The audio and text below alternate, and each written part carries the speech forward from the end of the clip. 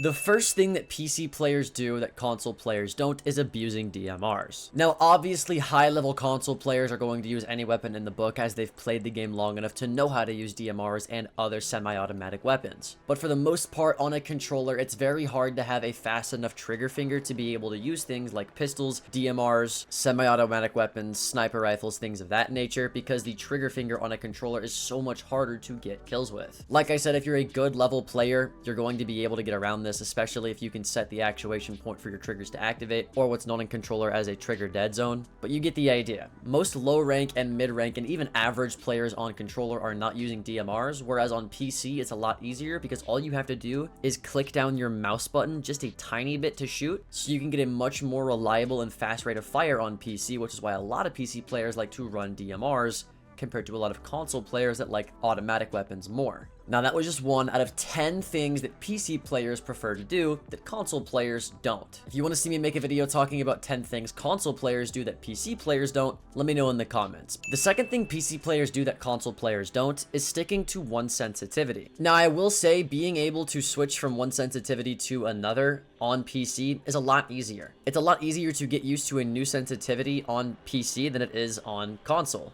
Learning a controller in general and learning how to aim with a controller is genuinely harder than learning how to aim with a PC. So I think in general, controller players are changing their sensitivity a lot more because they actually have to find their sensitivity, versus PC players, you're really not changing your sensitivity that much, and if it is, you're changing it by a few little metrics, because in the earlier stages of the game when you were figuring out your sensitivity, it was a lot easier to figure out beforehand. Chances are if you're a PC player as well, you're pretty serious about gaming, especially FPS games, so you kind of already know the best sensitivity for you for most games that you can easily just convert. There's websites that PC players use to convert their sensitivities from one game to another so they never have to sit and figure it out, which is why it's not as necessary for PC players to change their sensitivity as much as it is for console players. I also think there's just a big cultural difference between people who use a controller and people who use a keyboard and mouse. People are always trying to find the god sensitivity on console, whether it be copying Stompin' sensitivity, copying Richie sensitivity, or anybody that you really look up to. There's tons of YouTube videos about the new best sensitivity for controller players, but with PC players, it's not really that way. There's PC pros that run 600 DPI, 800 DPI, 1600 DPI. There's pros that run a multiplier of 0.002, a multiplier of 0.001. Some players run 5.5 sensitivity, some players run 4.4, some run 6.6, some run 80.80. Some players have an ADS sensitivity of 42, and some have an ADS sensitivity of 90. The difference is they don't really change it all that often, whereas controller players, at least in my experience being on console for a year and a half, change it all of the time. The next thing that PC players do that console players don't is using flash hider over compensator. And this is naturally just due to how controlling recoil on a controller versus controlling recoil on a mouse just works. When you're controlling recoil with a joystick, it's much harder for you to control recoil side to side than it is for you to control recoil up and down. On console, it's actually a lot easier for you to control recoil reliably, because if you have a gun that just goes up and down, all you have to do is sit and pull down, and there's typically almost no recoil. Take Twitch F2 for example. If you're good at Twitch F2 on controller, it's a pretty easy weapon to run, but on PC, it's a lot harder. There's more recoil because Ubisoft nerfed PC recoil and didn't nerf console recoil. So literally they just made PC recoil harder than console in an update. I don't know if you've heard about that, but that is an actual thing. But also it's a lot easier for PC players to control side-to-side recoil. So we don't really need to be running something like a compensator when we can just run a flash hider and we can control side-to-side recoil a little bit better. Now, it's not really perfect, but trying to control side-to-side recoil without a compensator on something like the F2 or something like the SMG-11 or something like Ellis Scorpion, for example, even without a compensator like I have right now, side-to-side recoil is not really something we have to worry about because it's a lot easier to make those tiny, precise movements with a mouse at the same time as well as pulling down. But also, there's just more vertical recoil for us on some weapons than there is for controller players, so we kind of have to use flash hider, whereas on console, you'll kind of have to use compensator. It's just a difference in how recoil is on console versus PC, and it doesn't necessarily make one right or the other wrong, it's just how the game is built. Either way, you're not really getting a real advantage. Something that does give you a real advantage though is being able to change your aspect ratio on PC. Changing your aspect ratio is not something you can do on console, but essentially on PC this is something that you're able to customize a lot. For example, I record my videos in 16:9 aspect ratio. That's the default aspect ratio in the game. The reason I do this is because it looks the most realistic, especially compared to people on console who have never seen the game in a different light. However, what I actually run is 16:10. This is the aspect ratio I use in game. As you can see, the gun on Buck looks a little bit more stretched, and so do the balls. It's barely a noticeable difference, but it's still a difference that makes enemies look wider. If you thought that that was crazy though, most people that are really good at the game change their aspect ratio to 4:3, which looks even crazier. This is what it looks like.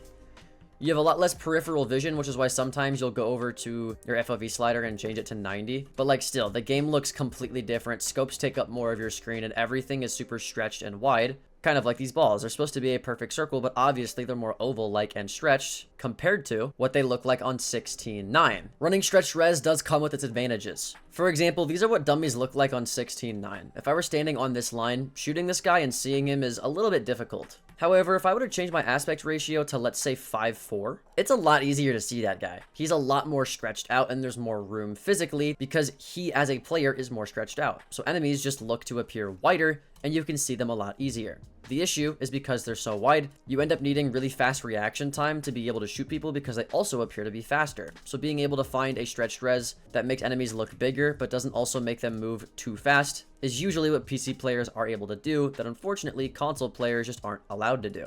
Something else that PC players do that console players don't is having to deal with wall hackers. Now don't get me wrong, being on console you have to deal with cheats like Cronus's, macros, Zim Matrix, whatever it may be, and on very rare occasion do you ever have to deal with somebody who's blatantly cheating or at least trying to use wall hacks. I mean, you watching this video, if you're a console player, think about the last time you went against somebody that was literally cheating, that wasn't using a Zim Matrix or a Cronus, like an actual cheater. Chances are you probably haven't seen one, and if you have, it's probably been one or two in the entire lifetime of you playing the game. It's really, really rare. With PC though, that's not really the case. In fact, for 3 entire seasons, if you were above Diamond in skill level, you had to deal with at least one cheater every single game.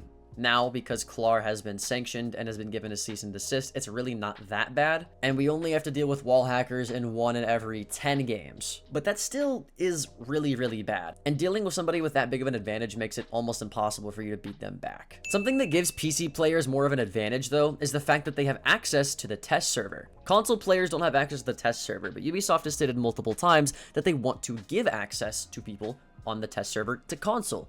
Yet they've just failed at this promise time and time and time again. Being able to play on the test server allows you to get used to any of the new changes that are coming out in the new season when it does come out, as well as the new operators. So you really need to be able to have this, especially if you want an edge over PC players if you're playing in their lobbies. So playing on the test server is a really big advantage, and console players unfortunately just don't have that advantage quite yet. But I'm hoping that they will soon. Another huge advantage that PC players have that console players don't is being able to communicate in chat to coordinate map bans. Anytime that there's a map ban phase going on, PC players have the ability to communicate in an all chat, and in doing so, I can tell the enemy team that I'm banning Skyscraper so that they ban Layer, and we eventually all can play on Chalet. It's a really nice way to ensure that you at least play on a decent map every time you play ranked, and people on console can do this too by messaging each other, but it often isn't quick enough, and you don't know if one person that you're messaging is enough to sway an entire team, whereas you know the entire team is usually looking in all chat. So it is something that console players have, but PC players definitely have a better version of it, and I really wish that that wasn't the case. Now, out of everything I've talked about in this video, in terms of advantages or disadvantages or just general differences between PC and console, I do have to say, this next thing on my list of something that PC players have that console players don't, is what gives PC players one of the biggest advantages over console players in the history of the game. And I'm hoping one day it doesn't have to be that way. And that is the ability to get a fast refresh rate monitor. Now don't get me wrong, if you're on console and you have a 360Hz monitor, you're able to use it, but that doesn't mean the game is actually going to allow you to go beyond 100Hz. In fact, most people are actually stuck playing on 60 frames and 60Hz on console, whereas people on PC are actually able to go to 360Hz. That's an extra 300 frames that they're getting, and sometimes even more, that makes playing the game a lot easier. I personally played on 60 frames even on PC for a while because I didn't have my HDMI port plugged in correctly. It's a bit of an embarrassing story, but once I finally plugged in my DisplayPort into my actual graphics driver instead of just a random HDMI hub on the back of my computer, I immediately was better at the game. And that was just going from 60Hz to 144. I was talking to Spoit at the Siege X reveal, and he was telling me that going from 144 to 360 is completely game-changing as well, and every PC player has the ability to do that, whereas console players just don't. It's a really unfortunate thing that makes most people turn to PC eventually if they want to get really good at the game, which is one of the many reasons Stompin' went to keyboard and mouse, and it's just unfortunately something that y'all have to deal with on console. Something that you're not able to deal with on console, though, is the fact that PC players are able to fine-tune their audio. Now, what does this mean? Obviously, in the settings page, PC players and console players both have the option of being able to go from hi-fi to TV mode to night mode audio. The only difference is that PC players are able to tune their audio outside of the game and outside of their systems, whereas console players have to use their in-game audio. Not only this, but most people on console who are using things for audio have their headset plugged into their controller, and because of the way that the controller interface works, there's only a certain level or quality of audio you can get when you're using audio from your controller. This naturally makes audio on console, no matter if you have a killer headset, just a lot worse. I know this is a fact because when PC cheaters were really bad on stream, twitch.tv/AlkaFPS, by the way, go check that out, I used the same headset that I do on PC on console, and the audio on console was significantly worse, even though my headset wasn't even plugged into my controller. And that's just the thing. PC players just naturally have better audio than console players. Not only this, but we're able to, like I said earlier, fine-tune our audio more through audio interfaces, software we can download on our PC to bass boost or treble boost our audio, as well as buttons and dials that allow us to really fine-tune every noise that comes through our earphones. There's just so much you can do to make your audio as crisp as you want to on PC that console just unfortunately does not have access to. Now, the final thing that PC players do or have that console players don't is the ability to Alt-Tab and run multiple things seamlessly at once. Now, right now, I'm going to turn my camera on and actually show you what I'm talking about. But as you can see, I have two monitors going on right now, and I am able to look at my monitor as well as talk into my monitor and record a video while on a second monitor being able to have the script of the video right here. Not only that, but let's say I want to actually play the game. Let's click on the game right here. I'm able to play the game and then press Alt-Tab on my keyboard and immediately leave the game and go do something like, you know, go watch a YouTube video on someone's channel, or on my second monitor, maybe pull up Spotify and play a song and then Alt-Tab back into the game and then be able to use two monitors at one time. Don't get me wrong, on console, you're able to tab out and use Spotify and tab out and use your own party system, but it's a lot less seamless than it is on PC because literally all you do is press Alt and Tab, and you can do anything you want to with multiple monitors set up. It's something that allows you to have a lot more flexibility and just a lot more fun on your system when you're gaming, no matter what game you're playing. Let me know if you want to see me make a video about 10 things console players do that PC players don't, and then check out this next video.